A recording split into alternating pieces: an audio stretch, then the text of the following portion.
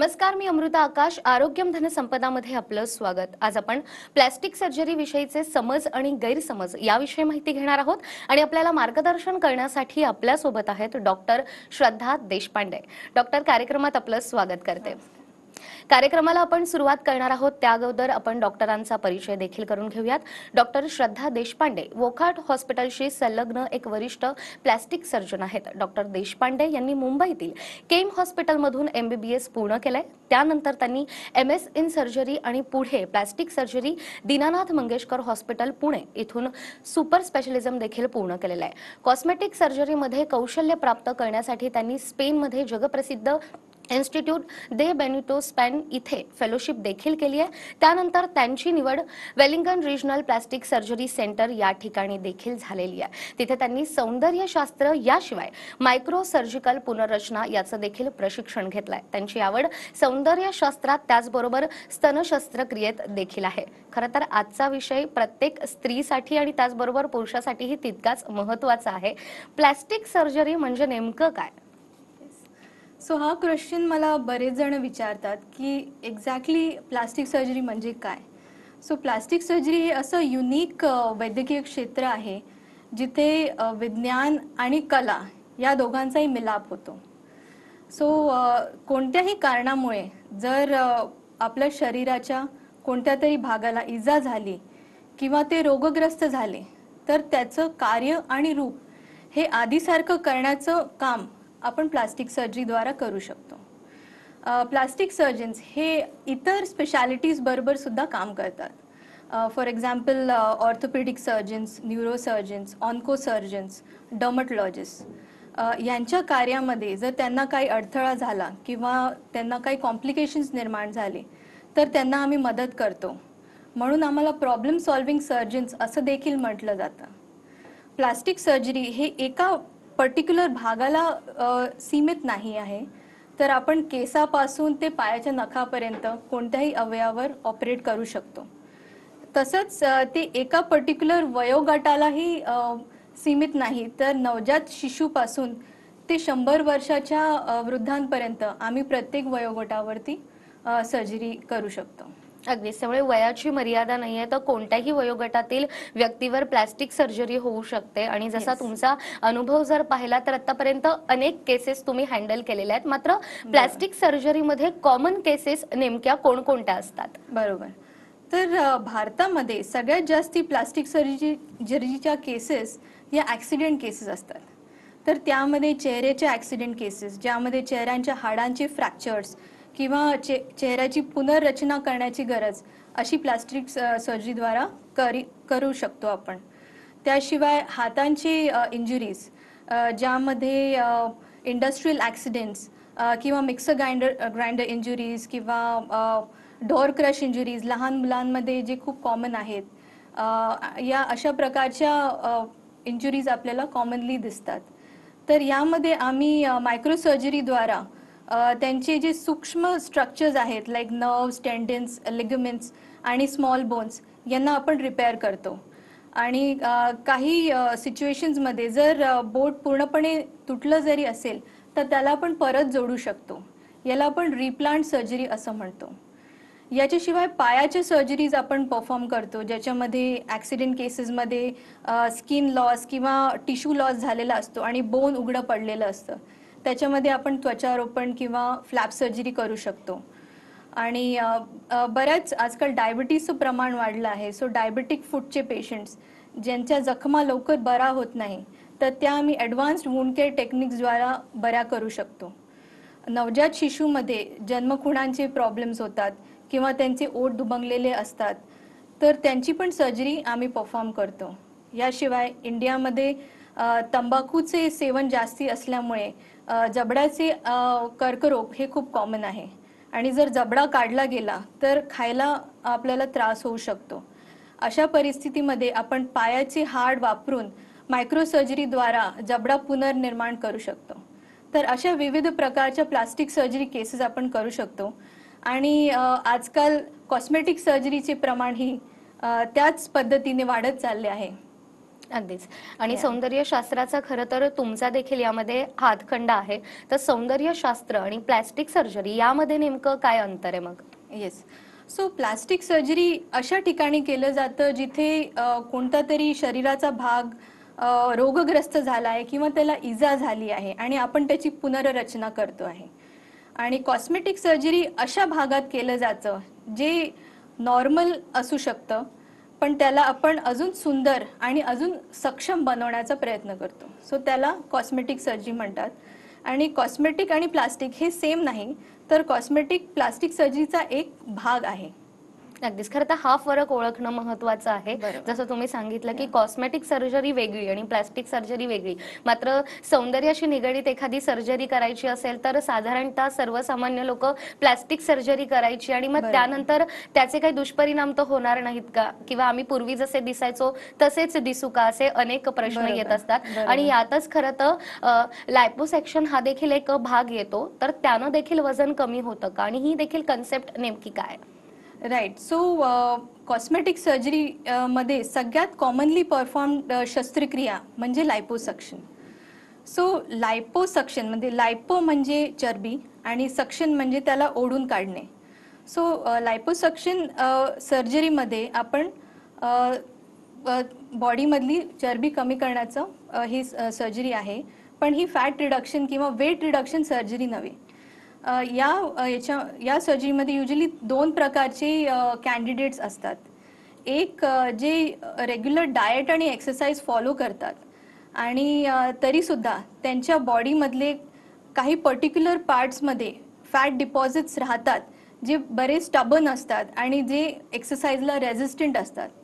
तर हे असे भाग कोणते? तर ॲब्डोमेन किंवा पोट, पाठ, थाईज, बटक्स आणि आर्म्स या पार्ट्समध्ये बऱ्याचदा इवन आफ्टर एक्सरसाइज वजन कमी होत नाही. तर या पर्टिक्युलर एरियाजमध्ये आपण लायपोसक्शनद्वारा चरबी कमी करून त्यांना सुडौल आकार देऊ शकतो. अनदर टाईप ऑफ पेशंट्स जे लायपोसक्शन सर्जरीसाठी कॅन्डिडेट्स असू शकतात, ते आहेत जे बेरियाट्रिक सर्जरी म्हणजे लठ्ठपणा कमी करण्याच्या सर्जरीसाठी विलिंग नाही आहे, पण त्यांना त्यांची चरबी थोडी कमी करायची आहे. तो लायपोसक्शनद्वारा आपण त्यांची चरबी कमी करून त्यांना एका नॉर्मल लाईफस्टाईल देऊ शकतो, जेणेकरून ते आपलं दैनंदिन प्रक्रिया नीट पार पाडू शकतात. याला आपण डिबल्किंग लायपोसक्शन असं म्हणतो. अगदीच. तर यामध्ये वजन कमी होत नाही, मात्र ही नेमकी शस्त्रक्रिया कशा पद्धतीनं होऊ शकते याविषयी तुम्ही सांगितलं. याच संदर्भात आणखीन एक सर्जरीचा उल्लेख केला जातो, तो म्हणजे टमी टक सर्जरी. तर ही कन्सेप्ट नेमकी काय आहे? सो टमी टक सर्जरी ही कॉमनली पोस्ट प्रेग्नन्सी महिलांमध्ये केली जाते. सो आपण पोस्ट प्रेग्नन्सी महिलांमध्ये कॉमनली हे बघतो की त्यांचं वजन पण नॉर्मल असतं आणि त्या बारीकही असतात, पण त्यांच्या पोटाचा घेर जास्ती असतो. तर याचं कारण म्हणजे प्रेग्नन्सीमध्ये आपली पोटाची त्वचा आणि स्नायू हे एक्सपॅन्ड होतात आणि डिलिव्हरीनंतर हे एका हवा गेलेल्या फुग्यासारखे लूज पडतात. सो त्यांनी कितीही एक्सरसाइज केली तरी हे लूज स्किन टाईट होत नाही. तर टक सर्जरीमध्ये आपण ही लूज स्किन काढून टाकतो आणि पोटाचे लूज झालेले स्नायू हे सुद्धा आपण टाईट करतो. तर त्यांचा आधीचा आकार त्यांना या प्रकारे परत मिळू शकतो आणि म्हणून या सर्जरीला मम्मी मेकओव्हर सर्जरी सुद्धा म्हटले जातं. अगदीच. त्यामुळे प्रेग्नन्सी नंतर अनेक वेळेला आपण पाहतो की महिलांचं वजन वाढतं किंवा पोटाचा आकारही वाढलेला असतो. तर या Change होतं. सर्जरीतून खरं तर पूर्वीसारखा त्यांचा लुक त्यांना मिळायला मदत होते. अतिशय महत्त्वाची माहिती खरं तर आपण डॉक्टरांकडून घेतोय. प्लास्टिक सर्जरी बद्दलचे समज आणि गैरसमज नेमके काय असतात याविषयी आपल्याला डॉक्टर श्रद्धा मार्गदर्शन करतात आहे. तुमच्याकडून आणखीनही काही प्रश्नांची उत्तरं मी घेणार आहे एका छोट्याशा ब्रेकनंतर. ब्रेकनंतर पुन्हा एकदा आरोग्यम धनसंपदामध्ये आपलं स्वागत. आज आपण प्लास्टिक सर्जरी बद्दलचे समज आणि गैरसमज या विषयावर अधिक माहिती घेत आहोत आणि आपल्याला मार्गदर्शन करण्यासाठी आपल्यासोबत आहेत डॉक्टर श्रद्धा देशपांडे. डॉक्टर, पुन्हा एकदा आपलं स्वागत करते. खरं तर प्लास्टिक सर्जरी बद्दल आपण नेहमीच ऐकतो, मात्र त्यातही अनेक सर्जरी असतात. शरीराच्या वेगवेगळ्या भागानुसार त्या सर्जरींची खरं तर नावं आहेत आणि अतिशय महत्त्वाची माहिती तुम्ही देतात आहे. अनेक वेळेला चेहरा सुंदर करण्यासाठी देखील शस्त्रक्रिया करावी असं डॉक्टरांकडून सुचवलं जातं, तर ते नेमके उपचार कशा पद्धतीनं केले जातात?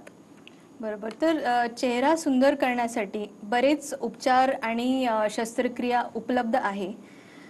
युजुअली वयोमानानुसार आपल्या चेहऱ्यामध्ये सुरकुत्या यायला लागतात आणि डाग आणि डार्क सर्कल्स यायला लागतात, ज्यामुळे आपला चेहरा थकल्यासारखा अ, दिसायला लागतो. तर अशा केसेसमध्ये आपण चेहरा परत टवटवीत करण्यासाठी नॉन सर्जिकल आणि सर्जिकल असे प्रोसिजर्स करू शकतो.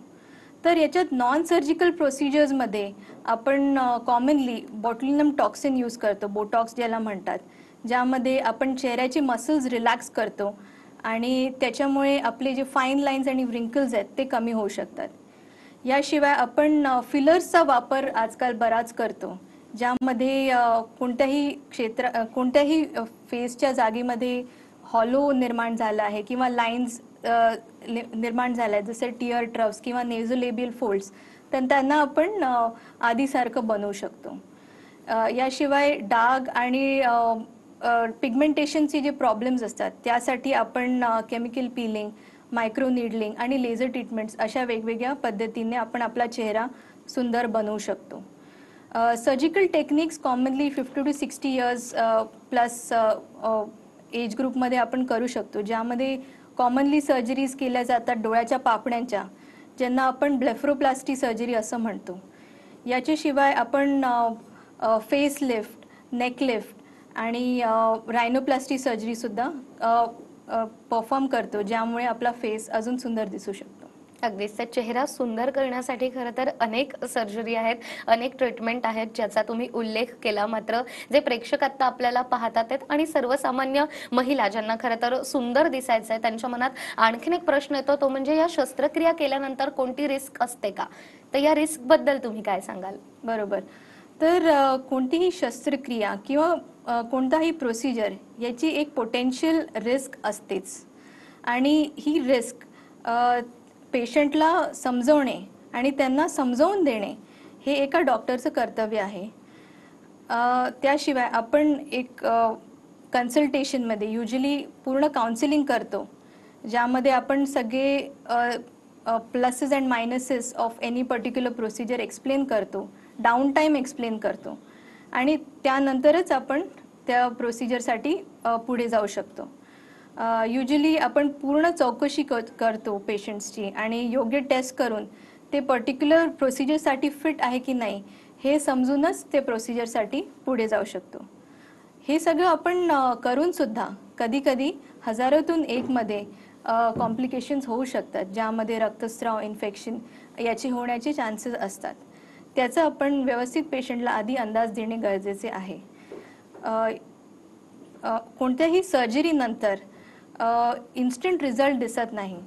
सो हे पण माहिती असणे पेशंटला गरजेचे आहे आणि पेशंटकडे पेशन्स असणे हे फार गरजेचे आहे to see the final results आणि डॉक्टरवरती विश्वास ठेवणे हे पण फार गरजेचे आहे. अगदीच. त्यामुळे कोणतीही प्लास्टिक सर्जरी करताना डॉक्टरांवर विश्वास ठेवणं तितकंच महत्त्वाचं आहे. आणि जे प्रेक्षक आत्ता हा कार्यक्रम पाहतात आहेत, प्लास्टिक सर्जरी संदर्भात तुमच्या मनात कोणताही प्रश्न असेल तर स्क्रीनवर डॉक्टरांचा नंबर देखील आहे, तुम्ही नक्कीच डॉक्टरांशी संपर्क करू शकतात आणि तुमच्या शंकांचं निरसन देखील करू शकतात. डॉक्टर, ज्या शस्त्रक्रियांबद्दल खरं तर आपण बोलतोय, या शस्त्रक्रिया फक्त सेलिब्रिटीज करतात का, की सर्वसामान्य नागरिक देखील या शस्त्रक्रिया करू शकतात, असा प्रश्न सर्वसामान्यांना नेहमीच पडतो. प्रेक्षक आता आपल्याला पाहतात आहेत, काय सांगाल? राईट. सो आधीच्या काळामध्ये असं व्हायचं की प्लास्टिक सर्जरी हे फक्त सेलिब्रिटीजच करायचे, पण आजकालच्या इंटरनेटच्या आणि ॲस्पिरेशनल जगामध्ये प्रत्येकाला वाटतं की आपण सुंदर दिसावं आणि आपण अप टू डेट राहावं. तर प्लास्टिक सर्जरी ही फक्त सेलिब्रिटीजसाठीच नाही तर सामान्य जनतेसाठी सुद्धा आहे आणि प्लास्टिक सर्जरी ही खूप कॉस्टली सर्जरी आहे हा पण खूप मोठा गैरसमज आहे. तर तसं नाही आहे. It is quite reasonable. अगदीच. त्यामुळे हा खरं तर एक महत्त्वाचा Yes. गैरसमज आहे जो तुम्ही आता दूर केलाय. कारण प्लास्टिक सर्जरी करायची आहे मात्र ती प्रचंड महागडी ही ट्रीटमेंट असते असा कुठेतरी गैरसमज पसरलेला आहे आणि या कार्यक्रमाच्या माध्यमातून ही एक महत्त्वाची मोठी शंका खरं तर तुम्ही दूर केलेली आहे. त्यानंतर प्लास्टिक सर्जरी होते मात्र चेहऱ्यावर किंवा आपल्या शरीरावर डाग राहतात, मार्क्स राहतात असंही अनेकांना वाटतं. तर नेमके हे मार्क्स राहतात का? राईट. सो ॲक्च्युली हा प्रश्न असतो, बऱ्याच जणांना हा गैरसमज असतो की प्लास्टिक सर्जरीमध्ये डाग अजिबात राहत नाही. तर तसं नाही आहे. आपण कुठेही बॉडीवरती शरीरावरती कट घेतला, इन्सिजन घेतला तर तो मार्क होणारच. पण आमच्या सर्जरीजमध्ये आम्ही युजली अशा भागांवरती तो कट घेतो की तो लपला जातो, तो डोळ्याला दिसत नाही आणि तो कपड्यांनी इधर लपला जातो किंवा चेहऱ्याच्या शॅडोजमध्ये तो लपला जातो. म्हणून असं वाटतं की प्लास्टिक सर्जरीमध्ये कट्स किंवा स्कार्स होत नाही, पण तसं नाही आहे आणि हे पण एक मोठा गैरसमज आहे जो सगळ्यांना माहिती असायला पाहिजे. अगदीच. त्यामुळे हा देखील गैरसमज खरं तर आपल्या या कार्यक्रमाच्या माध्यमातून तुम्ही दूर करतायत. प्लास्टिक सर्जरी विषयी तर आपण बोलतोच आहे मात्र अलीकडेच या सर्जरीमध्ये देखील अत्याधुनिक साधनं आलेली आहेत, नवनवीन तंत्रज्ञान आलेलं आहे. तर अलीकडेच या क्षेत्रामध्ये नेमकी कशी प्रगती झालेली आहे? राईट. सो जसं सगळ्या सर्जरीजमध्ये किंवा सगळ्या क्षेत्रांमध्ये जशी प्रगती होते तशी प्लास्टिक सर्जरीमध्ये पण लास्ट फ्यू डेकेड्समध्ये खूप प्रगती झालेली आहे. आणि आजकाल आपण with the help of stem cells चेहऱ्याचे डाग कमी करू शकतो किंवा सुरकुत्या कमी करू शकतो. केस गळणीचे जे प्रॉब्लेम्स आहेत ते सुद्धा आपण with the help of stem cells किंवा ग्रोथ फॅक्टर कॉन्सन्ट्रेट्स कमी करू शकतो. सो आजकाल आपण minimalistic surgery, minimally invasive surgery याकडे वळत चाललो आहे. We are now using less of implants आणि मोर ऑफ ऑटोलॉगस मटेरियल्स. तर इवन जर आपल्याला ब्रेस्ट ऑगमेंटेशन करायचे आहे तर इन्स्टेड ऑफ इम्प्लांट्स आपण स्वतःच्या बॉडीच्या चरबीचा पण वापर करून त्याला एन्हान्स करू शकतो. याशिवाय with the help of micro surgery आणि with the help of micro instruments आपण कोणत्याही भागाचा पुनर्निर्माण करू शकतो शरीरातला. सो दॅट कॅन इन्क्लूड जीभ किंवा जबडा किंवा हाताचे स्नायू और इवन ब्रेस्ट रिकन्स्ट्रक्शन. सो हे एक नवीन क्षेत्र उभरून येतं आहे इन प्लास्टिक सर्जरी. त्याच्याशिवाय इन एस्थेटिक और कॉस्मेटिक सर्जरी प्रेसिजन कंटुरिंग हे एक नवीन कन्सेप्ट आलेलं आहे. So with the help of